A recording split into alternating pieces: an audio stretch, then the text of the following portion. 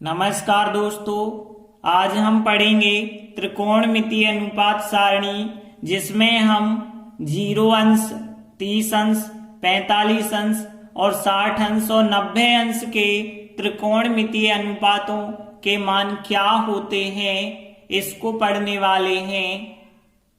क्योंकि अब आगे हमें कुछ सवाल इस प्रकार से मिलेंगे, जैसे आपको लिखा रहेगा साइन 30, तो साइन 30 का अब हमें मान रखना होगा। जैसे लिखा रहेगा tan 45, तो tan 45 का हमें मान रखना पड़ेगा। जैसे लिखा होगा यहाँ पे sec 0 अंश लिखा होगा, तो sec 0 का मान रखना होगा। तो इनके मान रखने के लिए हमें एक टेबल बनानी पड़ेगी, जिसमें हम 0, 30, 45, 60, 90 के मान सभी त्रिकोणमितीय अनुपात साइन, कॉस, टेन, कोसेक, सेक, कॉट के लिए ज्ञात करेंगे। तो देखिए, इस टेबल के लिए हमें क्या करना है। देखिए यहाँ पे हम लिखते हैं कोण। जैसे मान के चलिए कोण ए है, तो कोण ए का मान 0 अंश भी हो सकता है, 30 अंश भी हो सकता है, 45 अंश भी हो सकता है, 60 अंश भी हो सकता है और 90 अंश भी हो सकता है। और यहाँ पे ध्यान देना, यहाँ पे हमें त्रिकोणमितीय अनुपात लिखने होंगे। तो कोण ए के लिए यदि हम त्रिकोणमितीय अनुपात लिखेंगे, तो पहला त्रिकोणमितीय अनुपात होगा साइन ए होगा, फिर साइन ए के बाद दूसरा त्रिकोणमितीय अनुपात कॉस ए होगा और फिर तीसरा त्रिकोणमितीय अनुपात होगा यहाँ टेन ए। तो ये कहलाते हैं 3 मुख्य त्रिकोणमितीय अनुपात। बाकी 3 जो होते हैं इनके उल्टे होते हैं।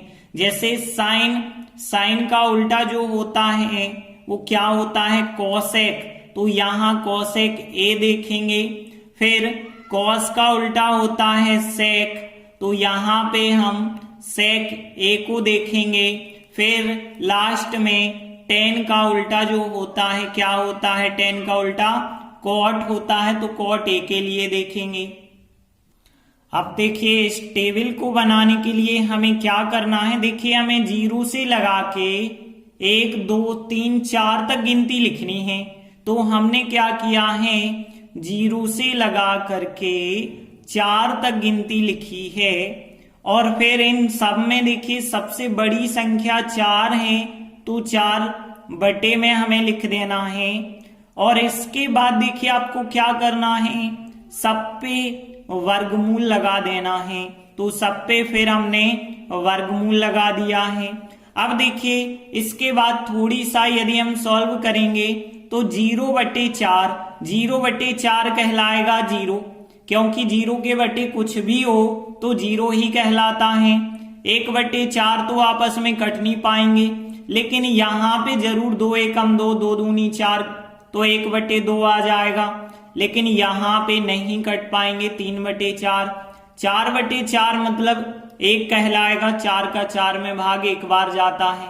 अब आगे देखिए, 0 का वर्गमूल 0 होता है, 1 का वर्गमूल 1 होता है, 4 का वर्गमूल 2 होता है, 1 का वर्गमूल 1 होता है, 2 का नहीं होता। ध्यान रखना, यहाँ पे 4 का वर्गमूल 2 होता है, लेकिन 2 का नहीं होता। 3 का भी वर्गमूल नहीं होता है, 4 का 2 होता है और 1 का वर्गमूल 1 होता है। तो ध्यान रखना, केवल 2 और 3 का वर्गमूल नहीं होता है। 1 का 1 हो गया, 3 का नहीं होता, 4 का 2, 1 का 1 होता है और 2 का नहीं होता। 1 का 1, 4 का वर्गमूल 2, 0 का वर्गमूल 0। देखिए, जो हमें यहाँ पे 5 संख्याएं प्राप्त हुई हैं, ये सभी मान कहलाते हैं साइन के मान। ये हो जाएगा 0 का, ये हो जाएगा 30 का, ये 45 का, ये 60 का और ये 90 का होगा। तो ये सभी मान हमने साइन के लिख दिए। तो साइन 0 का मान 0 हो गया, साइन 30 का मान 1/2 हो गया, साइन 45 का 1/2 हो गया, साइन 60 का मान करनी 3/2 हो गया और साइन 90 का मान 1 हो गया। अब देखिए, यदि आप पे साइन के मान निकालते बन गए तो समझ लीजिए पूरी टेबल बहुत ही ज्यादा आसान हो गई फिर, कैसे हो गई? साइन के मानों को यदि हम रिवर्स से लिखना स्टार्ट कर दें तो कॉस के मान बन जाते हैं। तो देखिए एक यहाँ लास्ट में है, इस एक को हम शुरुआत में लिख देते हैं। करनी 3/2 यहाँ पे है दूसरे नंबर पे, तो हम आगे से दूसरे नंबर पे लिख देते हैं। फिर 1/2 यहीं पे रखेंगे और फिर 1/2 यहाँ पे आ जाएंगे और फिर 0 यहाँ पे ही रहेगा। तो देखिए हमने क्या किया है, रिवर्स में लिखा है। एक यहाँ पे आ गया, ये संख्या यहाँ, ये यहीं पे रहेगी, 1/2 यहाँ और 0 यहाँ आ जाएगा। तो इस प्रकार से हमें कॉस के मान, कॉस 0 का मान, कॉस 30, कॉस 45, कॉस 60 और कॉस 90 के मान प्राप्त होते हैं।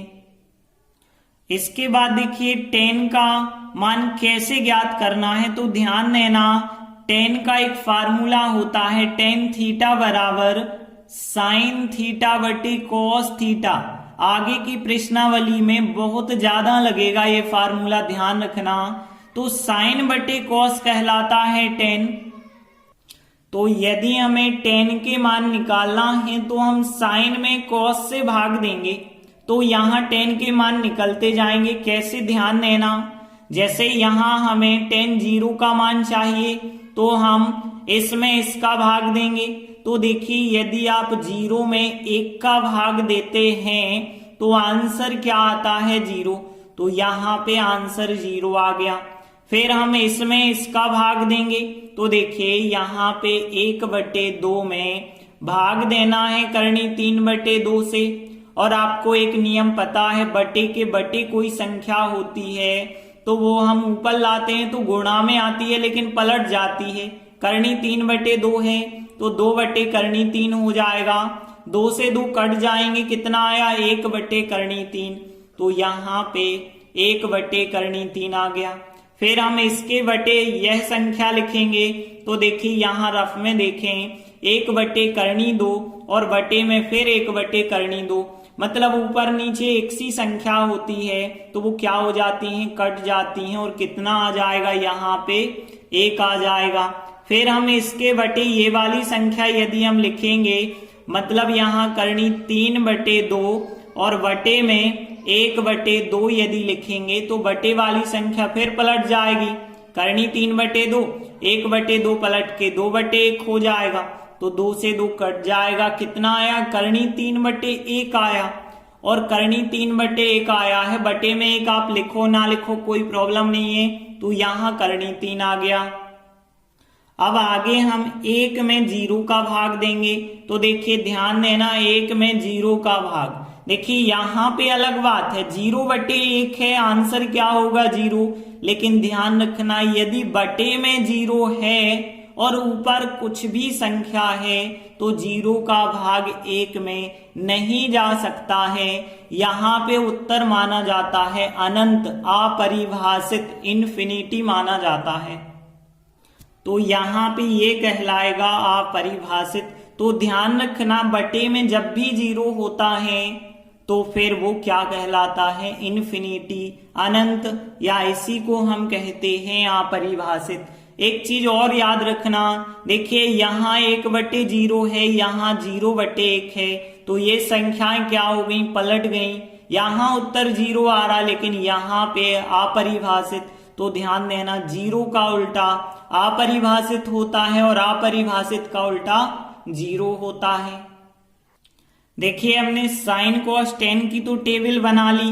अब ध्यान देना कोसेक, कोसेक होता है साइन का उल्टा, मतलब साइन के मानों को पलटते चलिए, उल्टा करते चलिए तो कोसेक के मान आएंगे। कैसे, देखिए 0 को उल्टा करेंगे तो 0 का उल्टा क्या होता है, अपरिभाषित होता है। हमने अभी अभी आपको बताया। तो 0 का उल्टा अपरिभाषित और अपरिभाषित का उल्टा 0। फिर 1/2 को यदि हम पलट देंगे तो कितना हो जाएगा, 2/1 हो जाएगा। और बटे में 1 आप लिखो या ना लिखो कोई अर्थ नहीं होता है, वो तो माना जाता है। तो बटे में 1 नहीं लिखेंगे, केवल 2। 1/2 को यदि हम पलट देंगे तो करनी 2/1 आएगा और बटे में 1 लिखना जरूरी नहीं होता, तो केवल करनी 2। फिर करनी 3/2 को यदि हम पलट देंगे तो फिर 2/3 बन जाएगा। और यहाँ पे 1 को यदि हम पलट देंगे तो 1 ही रहेगा। कैसे? देखिए 1 है, बटे में कुछ नहीं होता, 1 माना जाता है, तो 1/1 को यदि आप पलट दोगे तो 1/1 ही रहेगा, मतलब 1 का उल्टा 1 होता है। अब देखते हैं सेक के मान। तो देखिए सेक जो होता है कॉस का उल्टा होता है, तो अब हम कॉस के मानों को उल्टा करते जाएंगे तो हमें सेक के मान प्राप्त होंगे। कैसे? देखिए 1 का उल्टा क्या होता है, हमने अभी बताया, 1 का उल्टा 1 होता है। फिर करनी 3/2 का उल्टा क्या होता है, 2/3 होता है। फिर यहाँ 1/2 का उल्टा यदि आप करेंगे तो करनी 2/1 होगा, और बटे में 1 हमें लिखने की जरूरत नहीं होती। फिर 1/2 का उल्टा करेंगे तो 2/1 होता है, और बटे में 1 लिखने की जरूरत नहीं होती। फिर यहाँ 0 है, और 0 का उल्टा क्या होता है, अपरिभाषित। तो ये हो जाएंगे सेक के मान। अब बचा है कॉट। तो tan का उल्टा क्या होता है, कॉट। तो देखिए यहाँ पे tan के मानों को हम उल्टा करेंगे तो कॉट के मान मिल जाएंगे। तो देखिए यहाँ पे 0 का उल्टा करेंगे तो क्या आएगा, अपरिभाषित। और फिर 1/3 का उल्टा करेंगे तो करनी 3/1 हो जाएगा, और बटे में 1 लिखने की जरूरत नहीं होती। फिर 1 को उल्टा करेंगे तो 1 का उल्टा 1 ही होता है। फिर हम करनी 3 को उल्टा करेंगे तो देखिए कैसे करना है। करनी 3 के बटे अभी कुछ नहीं है, 1। यदि अब आप उल्टा करोगे तो 1/3 बन जाएगा, तो यहाँ पे 1/3 आ गया। फिर अपरिभाषित का उल्टा क्या होता है, 0। तो इस प्रकार से हम कॉट के मान ज्ञात कर सकते हैं। तो देखिए ये टेबल कैसे बनानी है हमने आपको बहुत आसान तरीके से समझाई। केवल साइन की बनाते हैं टेबल, बाकी तो हम क्या करते हैं उसे रिवर्स में लिखना स्टार्ट कर देते हैं। फिर साइन में कॉस से भाग देते हैं, tan के मान आते हैं।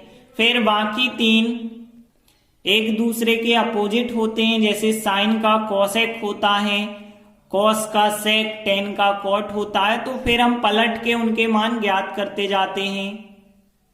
तो ये टेबल आप अच्छे से याद रखना ताकि आने वाले सवाल अच्छे से बन सकें। धन्यवाद।